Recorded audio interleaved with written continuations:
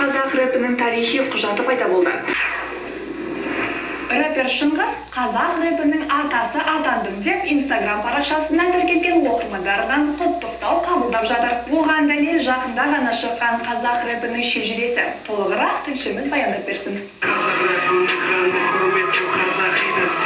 Қазақ рэпінің шежіресі шықты. Дәл осы ақпаратты бірінші болып әлеуметтік желіге салған осы саланың шебері Шыңғыс Әлкеев. Себебі өнер иесі қазақ рэпінің атасы деп таңдалыпты.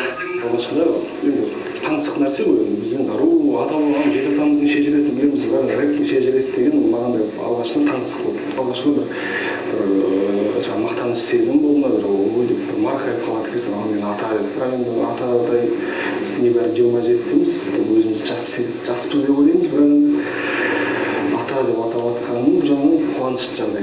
Осы қуанышты жаңалығымен Шыңғыс алғашқы болып біздің арнамен бөлісті. Оның айтуынша бұл шежіредегі жігіттер менің шәкірттерім дейді. Шежіреде көрсетілген жаңағы жігіттер, менің астында көрсетілген есімдер бар, олар өнерге келгенде себепші мен болған рас. Бұл шежіредегі жігіттердің барлығын Шыңғыс бейіске біліп отыр. Олардың қазіргі жағдайынан да хабардар екен. Қазақ рэпінің құжатын тараздық Мағжан есімді аталмыш өнердің жанкүйері құрастырған екен.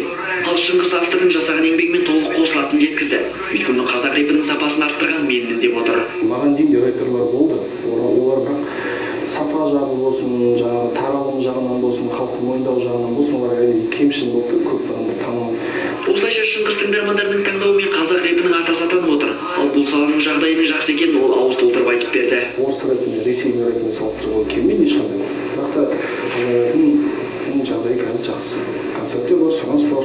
Естімеген елде көптеген осы болар. Десек те рэп өнерінің дамуы мен құлдырауын алдағы уақытта осы шежіренің тармақталуынан байқайтын боламыз. Серік Қазаязбаев, Ерлан Абдуалиев, ревью жаңалықтары.